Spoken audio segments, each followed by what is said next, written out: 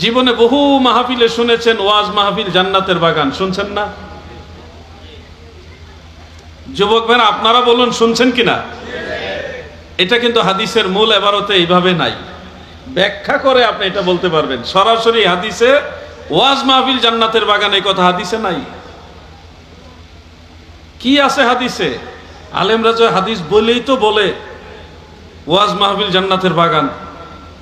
যে আলেম ভাইরা বলেন ওনারা ভুল বলেন না, ব্যাখ্যা সাপেক্ষ ওই কথা ঠিক আছে, কিন্তু হাদিসের মূল লফজ, মূল যে আলফাজ, ভাষ্য, সেই ভাষ্যটা হলো আল্লাহর রসুল বলেছেন ইজা মারারতুম আলা রিয়াদিল জান্নাহ ফারতাউ, তোমরা যখন কোন জান্নাতের বাগানের পাশ দিয়ে যাবে সেখান থেকে ফল ভক্ষণ করিও।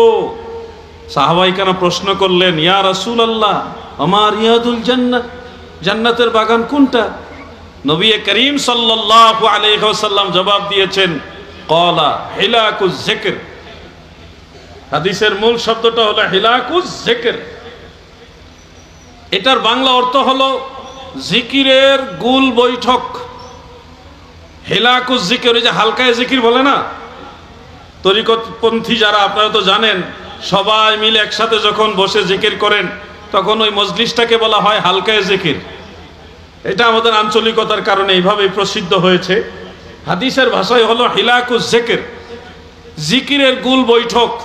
এবার আমি আপনাদের একটা প্রশ্ন করি, সবাই মিলে একসাথে গুল হয়ে বসে, যেমন আপনারা এদিকে ফিরে বসছেন, ওইদিকে কিছু মানুষ এদিকে, এদিকেও কিছু আছে, আবার পিছন থেকে সামনে, এটা গুল বৈঠকের মতোই। এই যে গুল হয়ে বসে জিকির করা হবে, এটা কি একাকী জিকির হবে না সম্মিলিত হবে? তাহলে জান্নাতের বাগানের ওয়াজ যেই হাদিস থেকে আমরা সারা জীবন শুনলাম, ওই হাদিস থেকে প্রমাণ হয় সম্মিলিত জিকির করা হলো সুন্নত, ওইটাই জান্নাতের বাগান। কথাটা কি বুঝতে পারছেন আপনারা? তো যারা সম্মিলিত জিকিরকে বিদআত বলেন, আমার ভাইরা যদি একটু মনোযোগ দিয়ে এইভাবে হাদিসগুলি বুঝতেন তাহলে সমাজ থেকে জিকির কমে যেত না। আগের দিনের মাহফিলে যেই পরিমাণ জিকির হইতো, এখনের দিনের মাহফিলে ওই পরিমাণ জিকির হয় না। যতটুকু জিকির হয় তাও সুন্নি যারা, তারা একটু জিকির আজকার করে।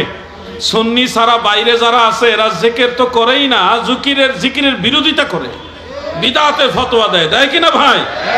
তাহলে কোরআন হাদিস পড়লেই হবে না, এটা বুঝে শুনে পড়তে হবে।